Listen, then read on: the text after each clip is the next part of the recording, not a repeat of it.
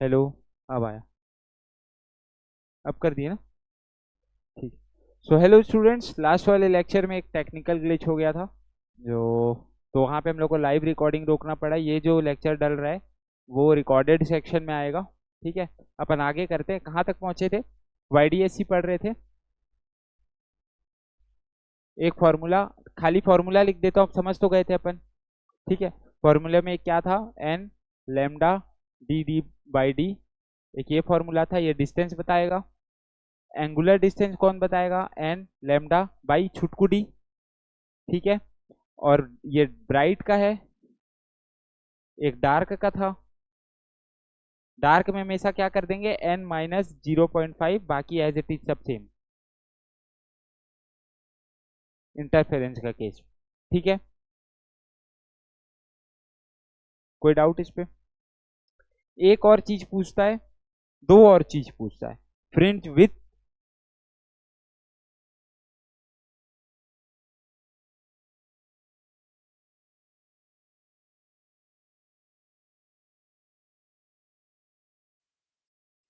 सब जगह वही वही दिख रहा है। फ्रिंज विड्थ का फॉर्मूला होता है लेमडा डी बाई डी, और एक होता है एंगुलर विड्थ।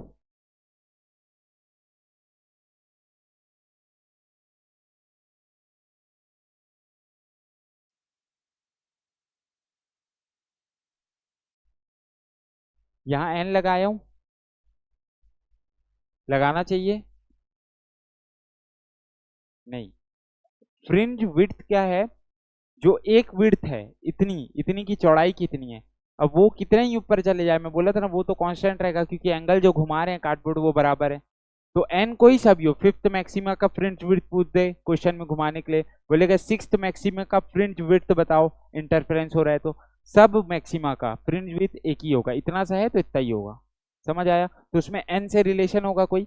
नहीं होगा। वैसे ही एंगुलर विड्थ है, एंगुलर की जगह वो एंगुलर डिस्टेंस आता था, ऐसे ही एंगुलर विड्थ है लेमडा बाई डी, एन हट जाएगा। क्लियर? इतने फॉर्मूले क्लियर है तो हम लोग का आईडीएससी के सवाल बनना शुरू हो जाएगा।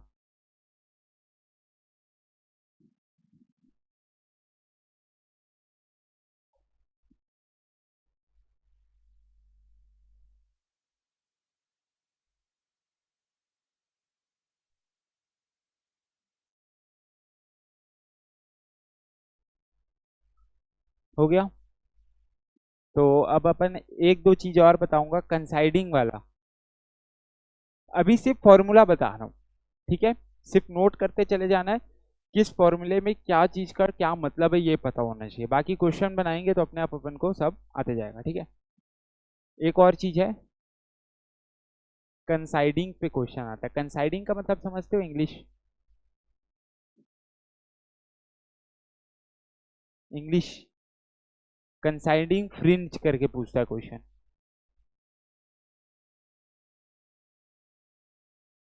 कंसाइड का मतलब क्या होता है? कोई एक दूसरे से मिल जाए,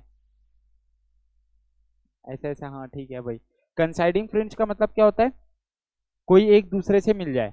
तो उसमें क्या होता है, ऐसे टाइप का क्वेश्चन पूछेगा कि मान के चलो एक दो वेवलेंथ देगा लाइट का, यानी कि दो अलग अलग लाइट देगा।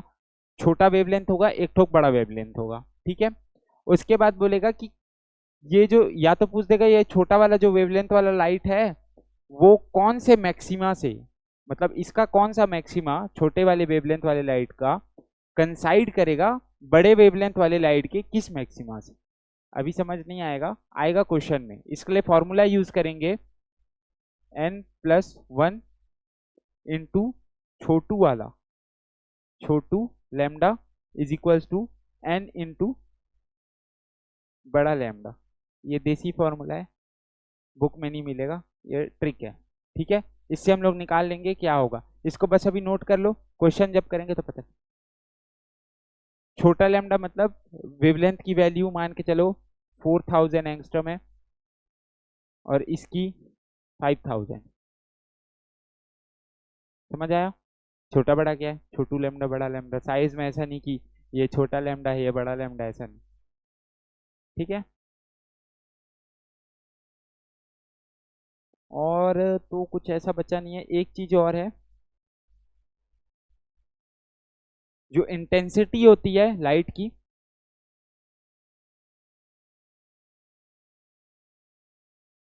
वो डायरेक्टली प्रोपोर्शनल होती है स्लिट के विड्थ के।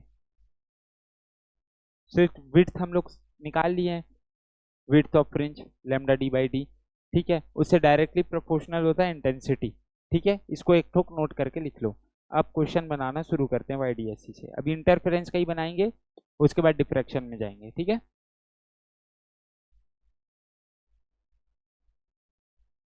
क्वेश्चन का पिटारा खोलते हैं।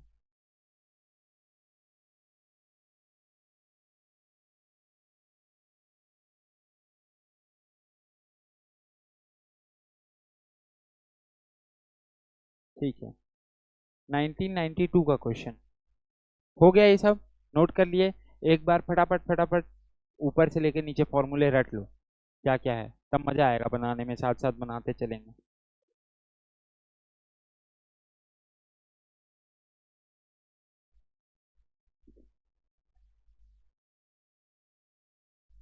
हाँ, सब क्वेश्चन वाईडीएससी का है। वाईडीएससी ही हम लोग वेव ऑप्टिक्स में बस पढ़ेंगे, और कुछ नहीं पढ़ेंगे। ड्रॉपर में पढ़ेंगे, ठीक है, पोलराइजेशन, ब्रूस्टर्स लॉ क्या होता है, और हाइजेंस थ्योरी को एकदम डीप में कि क्या किया था वो एक्सपेरिमेंट और ये वो कहानी, ये सब लंबा टाइम होगा तब ड्रॉपर बैच, ठीक है। यहाँ पे टाइम नहीं है, यहाँ पे सिर्फ वो जो पूरे चैप्टर में मतलब का है, बाकी यहाँ पे कुछ नहीं पढ़ेंगे अपन।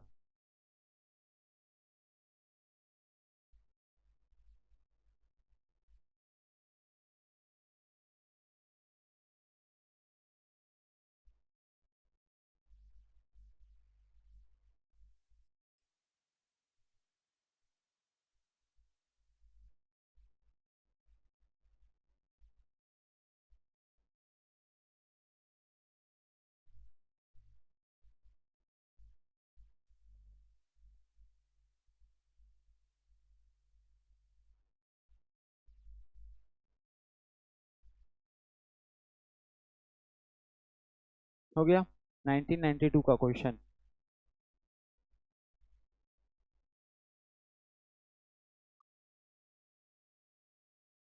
बोलता है कि यंग्स डबल स्लिट एक्सपेरिमेंट हो रहा है, ठीक है। अब इसमें पहले यूज कर रहे थे सोडियम लैंप, येलो कलर का, जो सोर्स ऑफ टॉर्च में बताया था ना, हर चीज को यूज कर रहे हो। सोर्स, सोर्स मतलब जो सबसे पहले टॉर्च था, वो सोर्स का जो लाइट था वो पहले येलो कलर का था वाईडीएससी करते टाइम, ठीक है।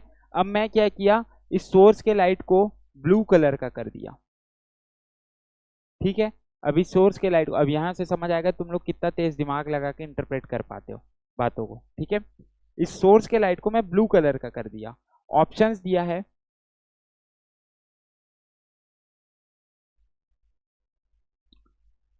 जो फ्रिंज विड्थ है वो डिक्रीज कर जाएगा, फ्रिंज विड्थ है वो इंक्रीज कर जाएगा, फ्रिंज विड्थ है वो सेम रहेगा, या फिर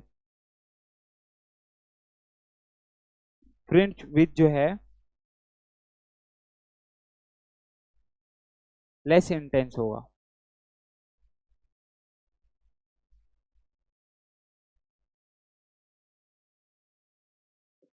जो हम लोग के डार्क और बैंड फ्रिंज विड्थ, जो हम लोग का ब्राइट फ्रिंज बन रहा था, है ना, वो जितना ब्राइट था उसका एक इंटेंसिटी होगा, जो मैं एक पॉइंट लिखा है वो अलग है, ठीक है। इसमें मत जोड़ देना, वो इंटेंसिटी को समझाने के लिए बस बता रहा हूँ। इंटेंसिटी जितना ज्यादा होगा उतना ज्यादा हम लोग को ब्राइट दिखेगा, जितनी कम होगी उतनी डिम दिखेगी। उसको रिलेट करेंगे फ्रिंज विड्थ से, जो मैं सिखाया था, intensity is directly proportional to width. इसमें नहीं लगेगा, लग भी सकता है नहीं भी लग सकता है, दिमाग लगाओ क्या होगा, इनमें से कौन सा ऑप्शन जाएगा। तब तक मैं आराम करूंगा। फ्रिंज विथ विल इंक्रीज, कैसे?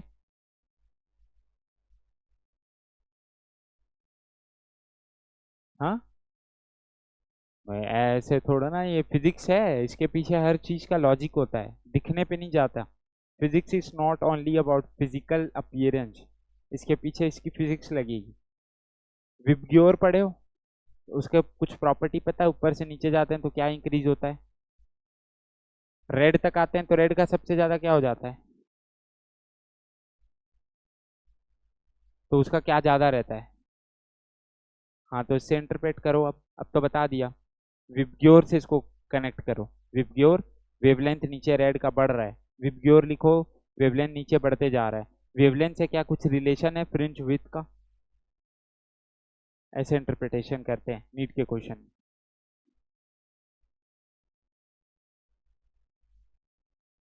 अभी मेरे पास दो कलर हैं, येलो और ब्लू।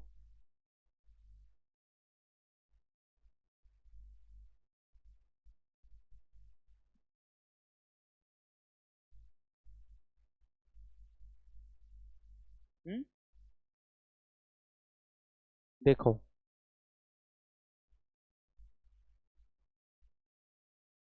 ये होता है विबग्योर, नीचे जाते हैं तो वेवलेंथ बढ़ता चला जाता है, इतना फिक्स है। मेरे पास पहले कौन सी लाइट थी? येलो। अब मेरे पास कौन सी लाइट है? ब्लू। यानी कि येलो की वेवलेंथ ज्यादा थी, ब्लू की वेवलेंथ कम हुई। फ्रिंज विड्थ के बारे में सवाल था। फ्रिंज विड्थ क्या होता है? N lambda D by d. Wavelength, जितना ज्यादा वेवलेंथ होगा उतनी ज्यादा फ्रिंज विड्थ होगी। वेवलेंथ कम हुआ तो फ्रिंज विड्थ क्या हो जाएगा? कम हो जाएगा। प्रोपोर्शनैलिटी है ना, ये अगर बढ़ रहा है तो ये बढ़ेगा, ये कम हो रहा है तो ये कम हो रहा है। फॉर्मूला में दिख रहा है ना, प्रोपोर्शनल और इनवर्सली प्रोपोर्शनल, ये तो पता होगा, है ना। डायरेक्टली प्रोपोर्शनल है तो वेवलेंथ कम हुआ ब्लू लाइट का, तो फ्रिंज विड्थ क्या हो जाएगा? ऐसे इंटरप्रेट करना है, समझ आ रहा है? फॉर्मूले से ही ऐसे ब्लू ज्यादा दिख रहा है, ये कम दिख रहा है, ये सबसे फिजिक्स नहीं चलता। ठीक है, फॉर्मूले जितने लिखाए हुए हैं उसी से क्वेश्चंस बनेंगे। ठीक है, फॉर्मूला से ही हम लोग को रिलेट करना है कि वेवलेंथ कैसा हो रहा है, किससे हम लोग को क्या इंटरप्रेट करना है, फॉर्मूला से रिलेट करें। ठीक है, बन गया ये सवाल, समझ आया? अगला देखें। ठीक है, 3 मिनट लो।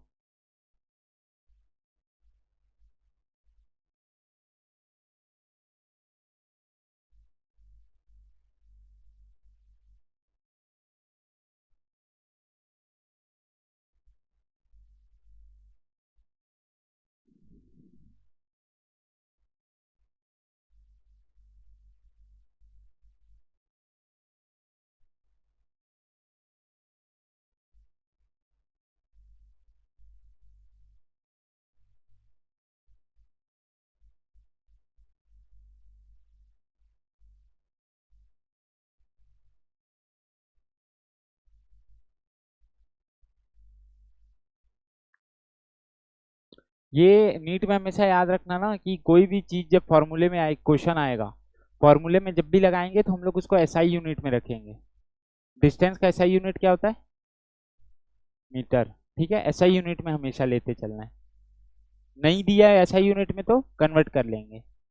और अगर रेशियो में है कुछ, मान को ए रेशियो बी करना है, ए बी एमएम में दिया है, बी बी एमएम में दिया है, तो उसको कन्वर्ट करने की जरूरत है क्या? नहीं है, क्योंकि एमएम एमएम तो अपने आप कट जाएगा। ठीक है, उतना तो बेसिक मैथ्स पता होगा, है ना।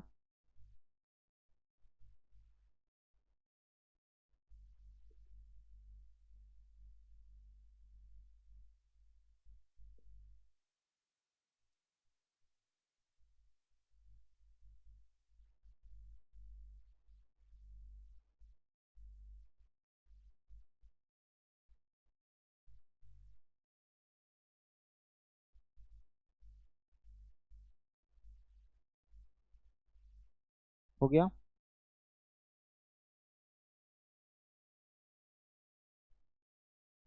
ठीक है, एक अच्छा क्वेश्चन है, 1991 का क्वेश्चन है।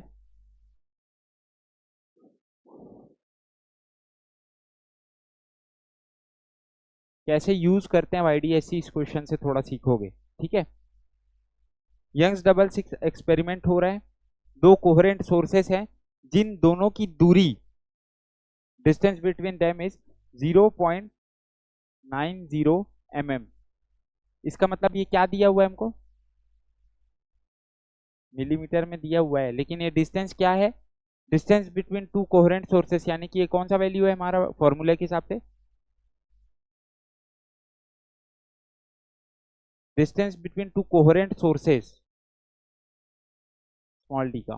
ठीक है, ऐसे पकड़ना आना चाहिए। इसमें क्या लिखा है? In Young's experiment two coherent sources are placed 0.90 mm apart, इसका मतलब दो सोर्सेस की बीच की दूरी 0.9, समझ आ रहा है, छोटा डी है, इतना समझ गए।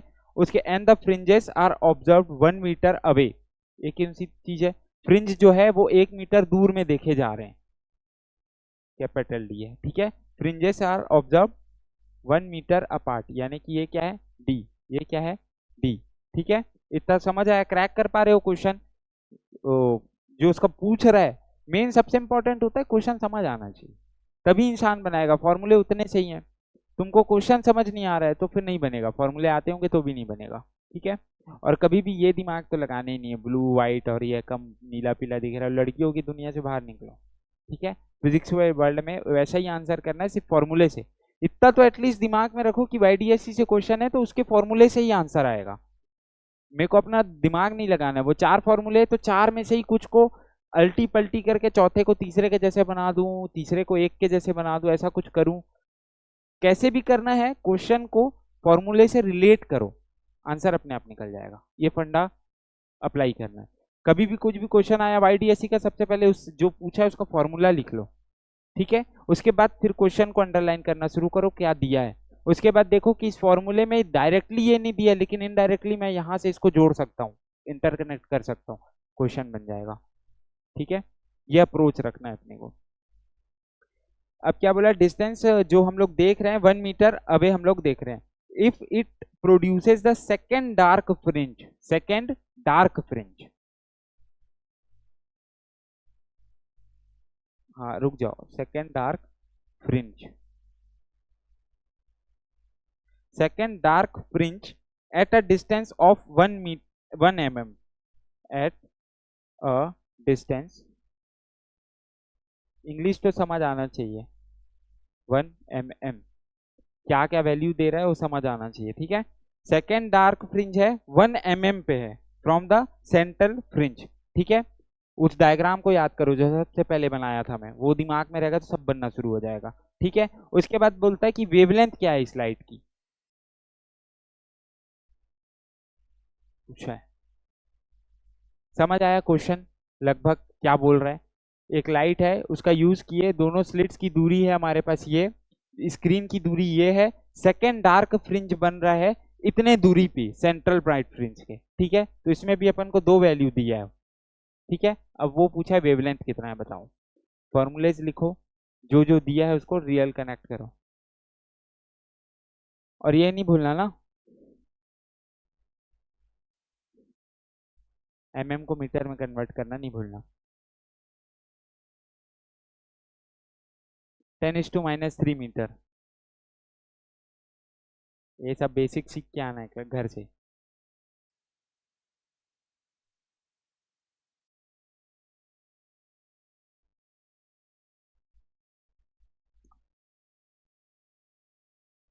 माइक्रो दिए रहेगा तो 10⁻⁶मीटर, दिए रहेगा 10⁻³ मीटर, ठीक है। एंगस्ट्रम दिया है एंगस्ट्रम दिया हुआ है 10⁻10 मीटर, नैनोमीटर दिया है 10⁻9 मीटर, ठीक है। लिख लो एक जगह पे साइड में, सब यही सब काम आने वाला है।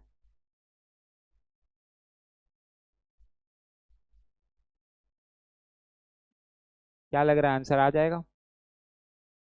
वेरी गुड, ठीक है।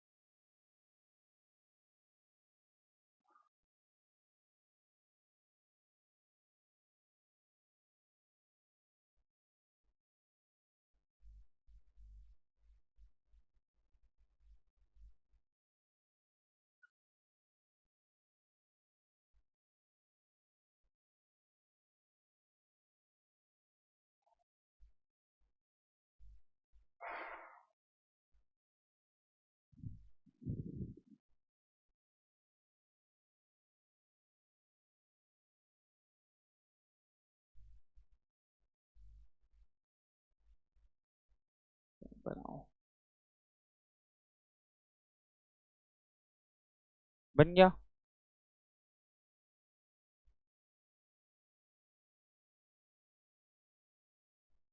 इज इट डन और नॉट डन?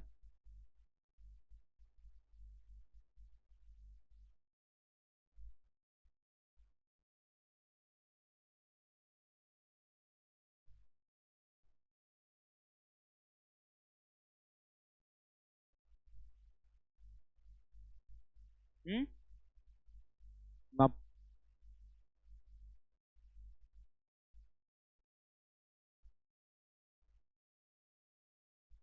फिर से करो।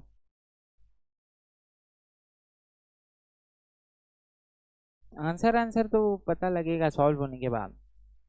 1 मिनट और दे रहा हूँ, कोशिश करके देखो कि कहीं मैथमेटिकल मिस्टेक है क्या। हाँ तो उसको देखो एक बार।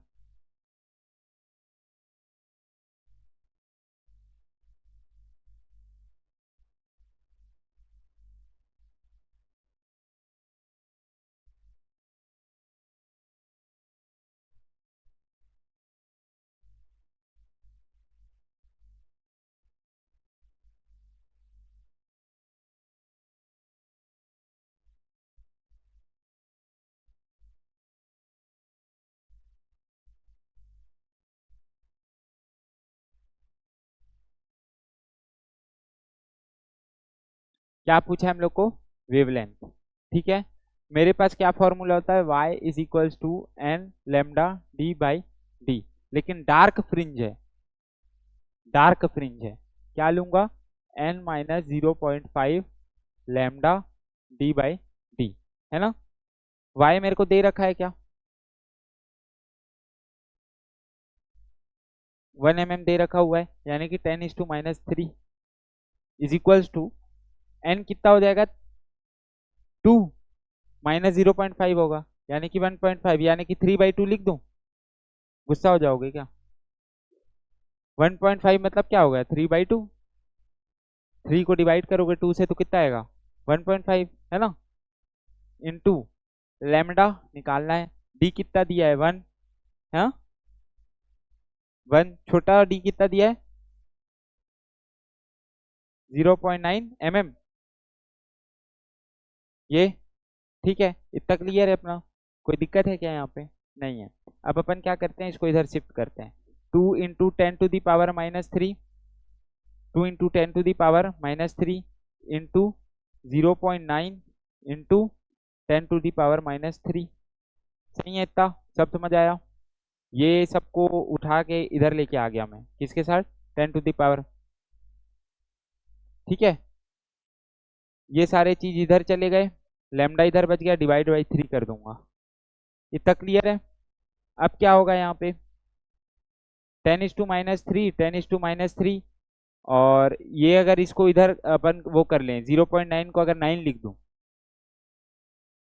तो एक और यहाँ पे 10⁻1 ऐड हो जाएगा। ठीक है, तो ये 3 3 6 और एक 7 इंटू, नहीं 10⁻1 ऐड होगा ना, 0.9 है। ठीक है, तो ये 1 जा, ये 3 जा, 3 2 जा 6 इंटू 10⁻7। क्लियर? मीटर, ये आंसर है।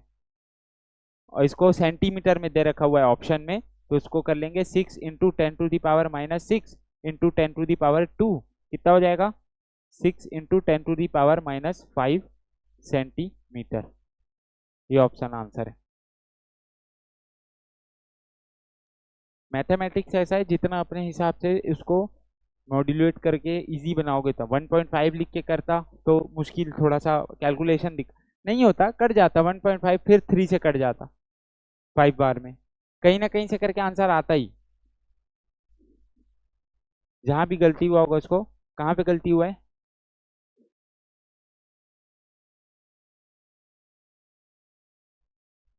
हाँ ठीक है, तो वो सब देख लेना। फॉर्मूला समझ आया? मेन चीज है, ये सब तो प्रैक्टिस से आ जाएगा, इसका कोई दिक्कत नहीं है। फॉर्मूला का यूज समझ आया कैसे करते हैं? ऐसे ही पूछेगा तो अब समझ आ जाएगा कि क्या बोल रहा है, वर्डिंग समझ आई, सेकंड डार्क फ्रिंज और ये सब कैसे कैसे है, इसके ऊपर क्वेश्चन करेंगे, प्रैक्टिस हो जाएगा अपना। ठीक है, आगे बढ़े, एक और सवाल करें कि नहीं करें? एक लल्लू पल्लू सा सवाल है 2019 का।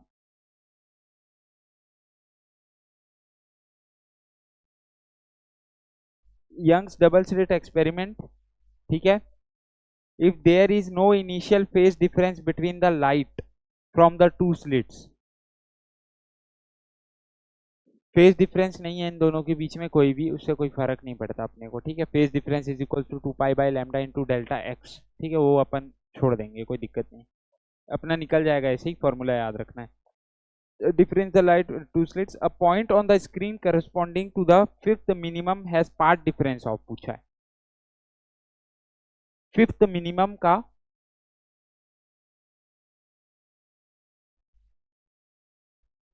फिफ्थ मिनिमम का पाथ डिफरेंस कितना होगा, ये पूछा है, ठीक है। ऑप्शन में दिया है 11 लैम्डा/2, 10 लैम्डा/2, 5 लैम्डा/2, 9 लैम्डा/2, ये ऑप्शंस दे रखे हुए हैं।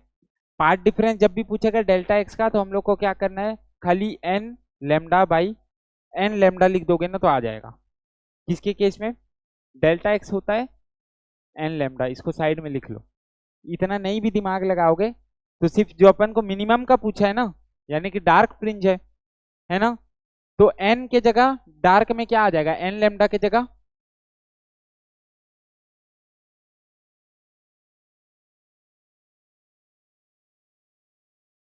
क्लियर। ये है पार्ट डिफरेंस का फॉर्मूला।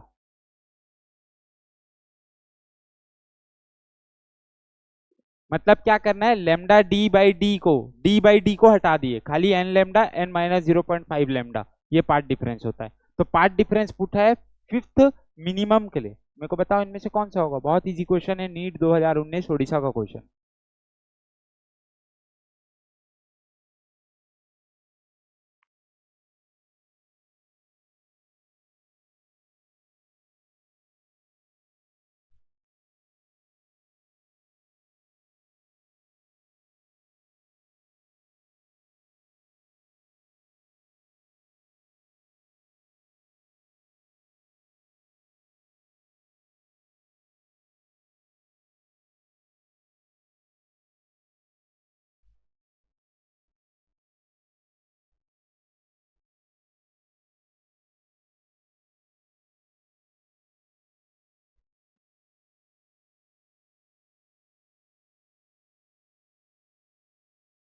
कौन सा, वेरी गुड, समझ आया अब क्या हो रहा है, समझ आया ना, ऐसा ही है 9/2। अब YDSC से लगभग लगभग सब समझ आ रहा है कि कैसे फॉर्मूला यूज करते हैं, ये समझना है बस, यही 5 मिनिमम को क्या करना है, 5 मैक्सिमम को क्या करना है। वो 5 मिनट के जो शुरुआत का लेक्चर था ना 5 मिनट का, उसी में सब सीख गए हो, बस उसका एप्लीकेशन है। समझ आ रहा है, क्वेश्चन सब बनते हैं, बेसिक्स क्लियर होना चाहिए, सिंपल सा फंडा है फिजिक्स का। बेसिक्स क्लियर है तो क्वेश्चंस बनने शुरू हो जाएंगे। अब इसके ऊपर क्या चाहिए तुमको, इसके ऊपर मैं साथ नहीं दे सकता, इसके ऊपर तुम अपने आप का खुद साथ दोगे, प्रैक्टिस कर, अलग अलग क्वेश्चन, बहुत सारे जगह अटकोगे, पहले ही बता रहा हूँ, बहुत जगह अटकोगे। धीरे धीरे, टाइम है ना साल भर, अगर इसमें अगर अपीयर वो नहीं हुआ तो धीरे धीरे करते हुए क्या करोगे तुम लोग, उसको क्लियर कर जाओगे। समझ आ रहा है, प्रैक्टिस करना है, और ये नहीं कि हर क्वेश्चन उठा के टीचर के पास आओ, खुद से ही सॉल्व करने का कोशिश करना है। लाइव जो बच्चे पढ़ रहे हैं उन लोगों के पास फिजिकली मैं अवेलेबल थोड़ा ना हूँ, खुद से कोशिश कर रहे हैं ना, सॉल्यूशंस है, अरिहंत की बुक में सब में सॉल्यूशंस दे रखा है। ये लेक्चर से मैं इतना केपेबल तुमको बना दे रहा हूँ कि तुम उस सॉल्यूशन को एटलीस्ट समझ पाओ कि वो क्या बोलना चाह रहा है, ठीक है, वहां से पकड़ लेना है। क्लियर है था। अब अपन डिफ्रैक्शन की तरफ चलेंगे, उससे पहले एक दो पॉइंट और बता देता हूँ मैं, ठीक है। इसको अपन, एक और इम्पॉर्टेंट है, shifting due to glass slab, ठीक है।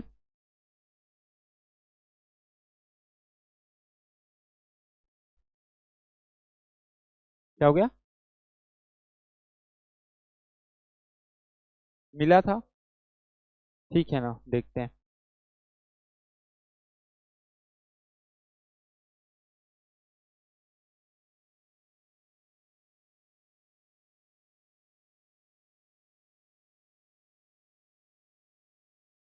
एक रामबाण फॉर्मूला है इसके लिए, कुछ नहीं है। क्या हो रहा है पता है, जो डबल स्लिट एक्सपेरिमेंट हो रहा था ना, उसके आगे अब एक ग्लास स्लैब लगा देगा। ग्लास स्लैब समझते हो क्या होता है?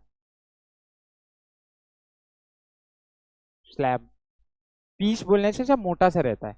जैसे देखते हैं ना, कई बार हम लोग टेबल पे यूज करते हैं उसको रखने के लिए, वैसे टाइप का मोटा सा ग्लास स्लैब रहता है। ठीक है, उसको जब स्लिट्स के आगे लगा देंगे, दो छेद थे कार्डबोर्ड में, उसके आगे जब लगा देंगे, तो जो हम लोग का इंटरफ्रैक्शन का जो पैटर्न था, सेंट्रल फिर डार्क फिर ब्राइट फिर डार्क फिर ब्राइट, ये तो समझ आ गया था अपने को, वो शिफ्ट कर जाएगा।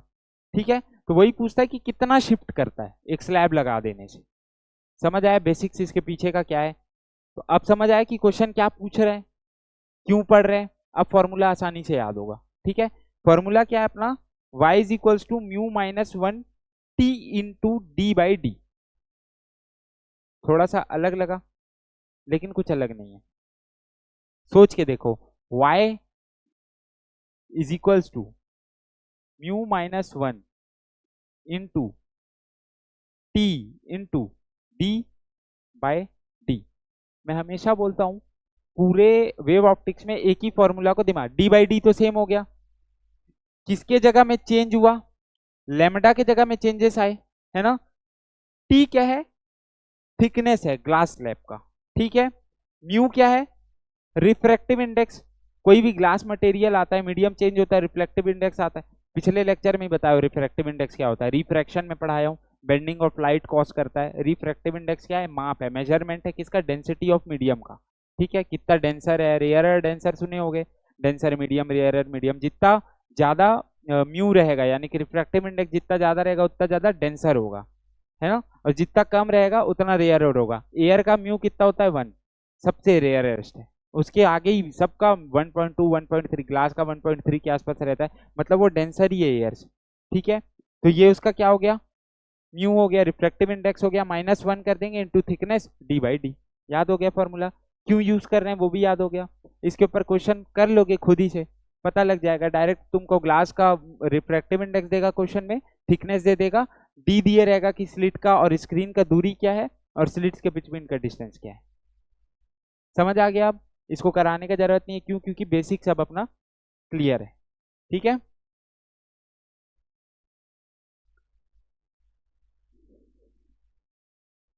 कुछ कुछ नोट पॉइंट्स लिखा रहा हूं, इसको लिख लो। अच्छा, एक चीज और, अब हम लोग वो पढ़े थे ना, जितना भी हम लोग करते हैं सब में क्या किया, डिस्टेंस वाले अच्छा हाँ, ये वाई वाला क्या था, डिस्टेंस था, याद किए थे। हमेशा डिस्टेंस पढ़ते थे और एक एंगुलर वाला पढ़ते थे। नॉर्मल भी वही पढ़ते हैं, डिस्टेंस पढ़े एंगुलर पढ़े, तो ये गुस्सा नहीं हो जाएगा, शिफ्टिंग वाला है, डिस्टेंस पढ़ लिए, मेरे लिए कुछ स्पेशल एक ठो क्यों नहीं लाए, हटा के कुछ हटा दो, इस फॉर्मूला से कुछ हटा के मेरे लिए क्यों नहीं लेके आए। तो इससे एक और रिलेटेड क्वेश्चन पूछता है, नंबर ऑफ फ्रिंजेस शिफ्टेड, मतलब कितने फ्रिंज, 1 2 3 4, कितने ऊपर हो गए, बाकी फिर वहीं से लगने शुरू हो गए, कितने नंबर ऑफ फ्रिंज शिफ्ट हुए। तो उसका एक फॉर्मूला आता है, म्यू -1 कांस्टेंट रहेगा इंटू टी बाई डी, या लेमडा कर दो, लेमडा हट गया था ना यहाँ से। अगर इसको सॉल्व करेंगे ना, तो उसका फॉर्मूला क्या हो जाएगा, एन, एन क्या है, नंबर ऑफ फ्रिंजेस शिफ्टेड। इसको छोड़ दे रहा था मैं, उतना ज्यादा प्रोबेबिलिटी नहीं होता आने का, लेकिन फिर भी पढ़ लेते हैं। क्यों, सिर्फ हटाना ही तो है, कुछ और नहीं करना है। फॉर्मूला म्यू-1 इंटू टी, इतना एकदम सेम है, इसमें और इसमें कोई इतना में डिफरेंस है क्या, म्यू-1। अब इसमें से क्या हटा दिए थे डी बाई डी में, नहीं, डी बाई डी को हटाए, इस फॉर्मूला में y is equals to this into D by d में क्या हटा हुआ है, लेमडा हटा हुआ है, तो यहाँ पे लेमडा डाल दो डिवाइड में, फॉर्मूला बन गया। ठीक है, नंबर ऑफ फ्रिंजेस शिफ्टेड, और ये shifting due to glass slab, ये सबसे इंपॉर्टेंट है, कितना दूर शिफ्ट कर गया हमारा फ्रिंजेस, वो ये है, कितने ठोक फ्रिंजेस शिफ्ट करें, वो ये है। समझ आया, ये मेन इंपॉर्टेंट है, इसके ऊपर क्वेश्चन ज्यादा पूछे जाते हैं। ठीक है, less important but you can remember. ठीक है, इसको लिख लो दोनों को।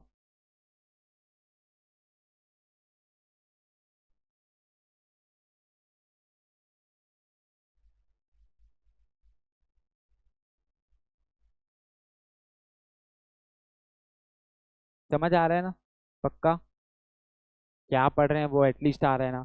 बाकी ब्रह्मांड का चीज पढ़े ना पढ़े उससे कोई मतलब नहीं है, क्योंकि टाइम लिमिटेड है अपने पास। लेकिन जितना पढ़ रहे हैं उतना तो समझ आ रहा है ना। सब ऊपर से जाता है फिजिक्स, ऐसा तो नहीं लग रहा है ना? इतना एक्सपेक्ट मत करो कि सब पढ़ा दूंगा, लेकिन जो पढ़ा रहा हूँ इंपॉर्टेंट है इसको तो एटलीस्ट करके चले जाओ उतने टाइम में। ठीक है, सब पढ़ाने वाला अगर टाइम मिला, किस्मत रहा कि अगर ऐसा कुछ ज्वाइन हुए, जैसा भी अपन करते हैं ड्रॉपर वाले सेशन में अपन करेंगे तो उसमें और अच्छे से अगर यहाँ पे आए, जो देख रहे हैं वो भी ड्रॉपर सेशन में ज्वाइन करे तब पढ़ेंगे तो पूरे डीप में पढ़ेंगे चैप्टर्स। ठीक है,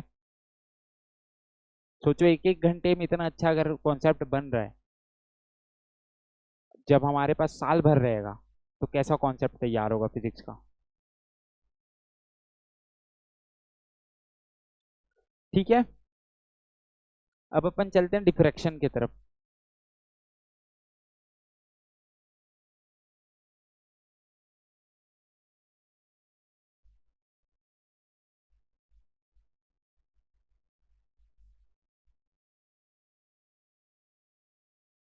डिफ्रैक्शन में कुछ नहीं है, डिफ्रैक्शन में कुछ भी नहीं है। शुरुआत में पूछ रहे थे ना डिफ्रैक्शन का मतलब क्या है, अब उसका आंसर मिलेगा। दो स्लिट्स पढ़े थे हम लोग, ठीक है? ये सिंगल लार्ज स्लिट है, उससे थोड़ा सा एक बड़ा स्लिट है, लेकिन एक ही स्लिट है। मान के चलो दो स्लिट से छोटे छोटे, इन दोनों की ये लाइन को हटा दिया। हाँ, इस ये दोनों स्लिट थे ऐसे बटे हुए थे, दो स्लिट्स ऐसे, ये लाइंस को हटा दिए, बन गया एक स्लिट। वो ये स्लिट है।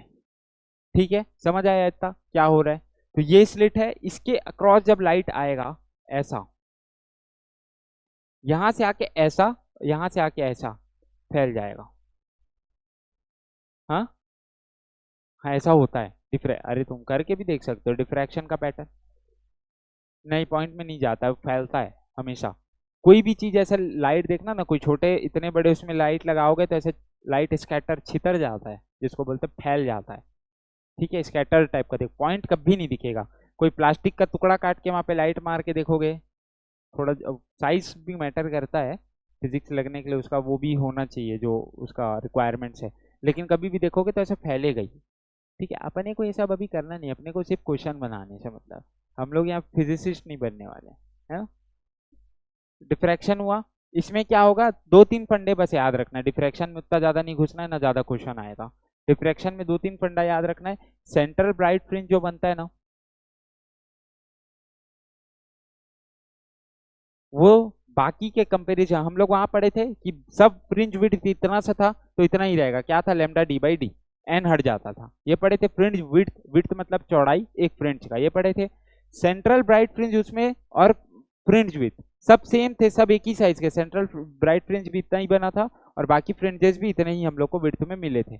इसमें क्या रहता है कि ये दो गुना होता है बाकी। ठीक है, सेंट्रल वाला जो फ्रिंज रहता है वो दो गुना होता है बाकी फ्रिंजेस, यानी कि इसका विड्थ जब मैं लिखने जाऊंगा ना तो लिखूंगा 2 लैम्डा डी बाई डी, अगर बाकी का लैम्डा डी बाई डी है तो। दिमाग में घुसा? एन वैन कुछ नहीं, 2 times of lambda D by D. Central bright fringe diffraction के केस में बड़ा होगा, पहला पॉइंट ये हो गया हमारा, क्लियर हो गया ये। बाकी सबका लैम्डा डी बाई डी के हिसाब से ही होगा, उसमें कोई चेंजेस नहीं है। सेंटर का 2 लैम्डा डी बाई डी, ठीक है, ये बड़ा हो जाएगा, दो गुना हो गया बाकियों से। और उसमें इंटेंसिटी सबकी बराबर थी। पहला वाला जो प्राइमरी बन रहा था, first fringe, second fringe bright वाला, थर्ड फ्रिंज ब्राइट वाला, वो सबका इंटेंसिटी बराबर था वहां पे, क्योंकि इंटेंसिटी डायरेक्टली प्रोपोर्शनल था अपने फ्रिंज विड्थ से। ठीक है, लेकिन यहाँ पे क्या होता है कि ऊपर जैसे जैसे जाते जाते हैं ना तो इंटेंसिटी लाइट की कम होने दिख जाती है, और यहाँ आते आते तक गोल हो जाता है लाइट, बनना शुरू नहीं होगा। एक ये फंडा हो गया, बस याद रखते जाओ, जब मैं लेक्चर को खत्म करूंगा तो इसको एक बार नोट पॉइंट में लिख लेना। ठीक है, लिख के टाइम वेस्ट नहीं करते, बताते जा रहा हूँ। कहानी है, कहानी सुनते जाओ, सुन के याद कर लो, उतना ज्यादा इंपॉर्टेंट भी नहीं है, आता नहीं है ज्यादा डिफ्रैक्शन। ये क्लियर हो गया, ये याद रखना, ये पूछा जाता है 2 टाइम्स होता है लेमडा डी बाई डी के, ये क्लियर हो गया। उसके बाद इसमें भी हम लोग को वाई का फॉर्मूला पढ़ना है, थीटा का फॉर्मूला पढ़ना है। ठीक है, इसमें क्या करेंगे, जितना भी हम लोग का ब्राइट फ्रिंज वाला फॉर्मूला था वो इसके डार्क में चल देगा। ठीक है, इसका डार्क जब बोलेगा तो इसमें n माइनस 0.5 नहीं करेंगे, n lambda D by D लिखेंगे इसके डार्क में। डिफ्रैक्शन का केस होगा तब वो बता देगा। ठीक है, डिफ्रैक्शन का, और उसमें d क्या होता था, छोटा d, स्लिट्स के बीच का डिफरेंस होता था। इसमें इसको ये है डिफरेंस, इसको छोटा d नहीं बोल के a बोल देंगे क्योंकि अब एक ही है डिस्टेंस तो। ठीक है, इसका जो स्लिट है उसका विड्थ को हम लोग a बोल देंगे। ठीक है, अब अपन फॉर्मूला लिखने शुरू करते हैं, उसमें ज्यादा समझ आएगा। पहले इसको लिख लो कि सेंट्रल ब्राइट फ्रिंज जो होता है दुगना होता है।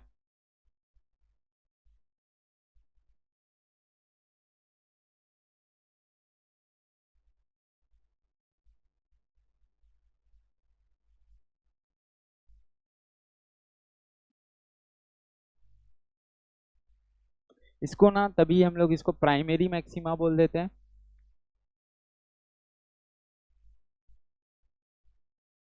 मैक्सिमा तो समझते हो। वैसे ही जो दूसरा वाला बनता है ना, मतलब अगला ब्राइट फ्रिंज जब बनेगा उसको बोल देते हैं सेकेंडरी मैक्सिमा।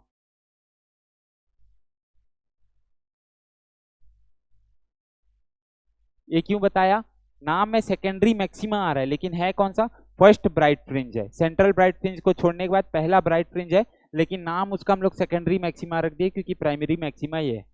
उसमें क्या करते थे, ये सेंट्रल ब्राइट फ्रिंज है, उसके ऊपर जो बनता था वो first bright fringe, second bright fringe, ये फर्स्ट डार्क, ये फर्स्ट डार्क, ये सेकेंड डार्क। समझ आ रहा है।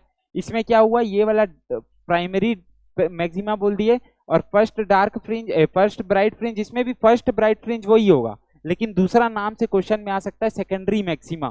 सेकेंडरी मैक्सिमा का मतलब क्या होगा, फर्स्ट ब्राइट फ्रिंज, किसका, डिफ्रैक्शन का, उसमें नहीं।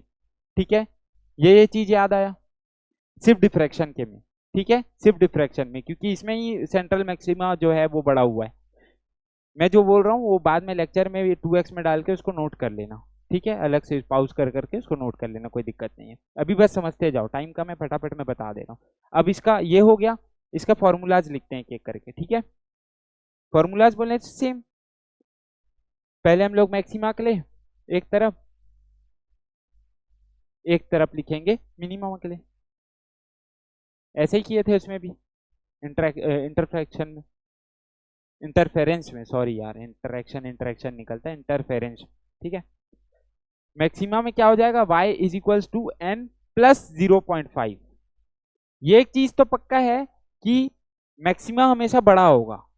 ठीक है, अब इसको मिनिमा को हम लोग अगर y is equals to n lambda d by a समझ आ गया, ए बताया था मैं, डी की जगह ए लेंगे इसमें डिफ्रैक्शन में, ये लिख दिया। अब इससे बड़ा करना है मेरे को तो क्या कर दूंगा, प्लस 0.5।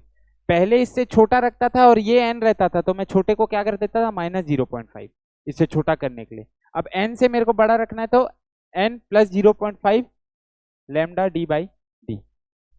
कोई दिक्कत, वही फॉर्मूला उसी चीज का है, बस सिंक्रोनाइज कर दिए। ये ध्यान देना पड़ेगा हम लोग को कि इंटरफेरेंस है या डिफ्रैक्शन है। ठीक है, मेजोरिटी 80% ऑफ केसेस में इंटरफेरेंस ही आता है। बोलो, ये सिर्फ डिफ्रैक्शन के फॉर्मूलाज। हम लोग इंटरफेरेंस में पढ़ के आए ना मैक्सिमा और मिनिमा, उसमें formula n lambda D by d इसमें था और उसमें n minus 0.5 lambda D by d. Diffraction में और अलग हो गया, एन प्लस 0.5 ये मैक्सिमा में हो गया और सिर्फ एन मिनिमा में हो गया। जो उसका मैक्सिमा था इसका मिनिमा बन गया। समझ आया थोड़ा सा क्या क्या मैं बोला।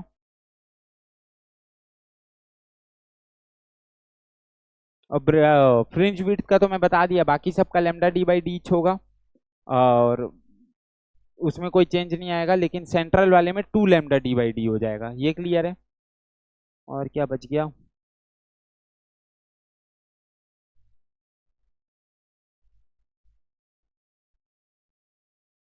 हाँ, एंगुलर फ्रिंज विड्थ रहेगा तो क्या होगा, वहां पे क्या लिखते थे, एंगुलर फ्रिंज विड्थ क्या लिखते थे, लेमडा बाई डी लिख देते थे खाली। यहाँ पे क्या हो जाएगा, सेंट्रल का अगर बोलेगा तो 2 लेमडा बाई ए और बाकी सबका लेमडा बाई ए खाली डिफ्रैक्शन के केस में यूज कर रहे हैं। समझ आया ये पक्का, 100% ना, कोई डाउट नहीं है इसमें, पक्का आ गया ना। ठीक, ये एंगुलर, नहीं नहीं, ये एंगुलर विड्थ है, पीछे खोल के देखो एक बार, याद आ जाएगा।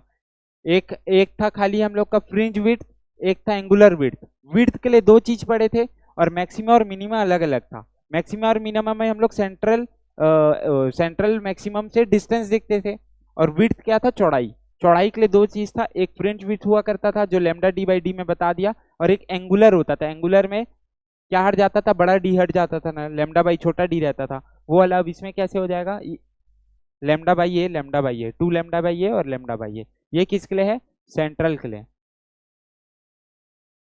और ये बाकी के लिए। नोट्स लिखे हो ना शुरुआत से जाके एक बार घर में पढ़ोगे तो समझ आ जाएगा मैं क्या पढ़ते जा रही हूँ, ठीक है। जान नहीं आएगा, लेक्चर तो है ही। बस अब इतना ही। अब इसको घुमा फिरा के फिर मैं वही कराऊंगा तो कोई मतलब नहीं है। अब ये तुमको पहचानने आ गया, लगभग सब सीख गए कि कैसा कहाँ पे क्या करना है, मिनिमा कहाँ ले रहा है, मैक्सिमा कहाँ लेना, ठीक है। बस इतना ही है, इसको जाके नोट्स खाली रिवाइज कर लो, खत्म है अपना। डिफ्रैक्शन हो गया, इंटरफेरेंस हो गया, ये दो चीज हम लोग को पढ़ना था मेनली, ठीक है। वाईडीएससी यहीं पे समाप्त है, ठीक है। तुम्हारा वेब ऑप्टिक्स का मेन टॉपिक वाईडीएससी यहाँ पे खत्म होता है। नोट हो गया सब कुछ, मजा आया, लेक्चर समझ आया ना, ठीक है। चलो फिर, बाय बाय।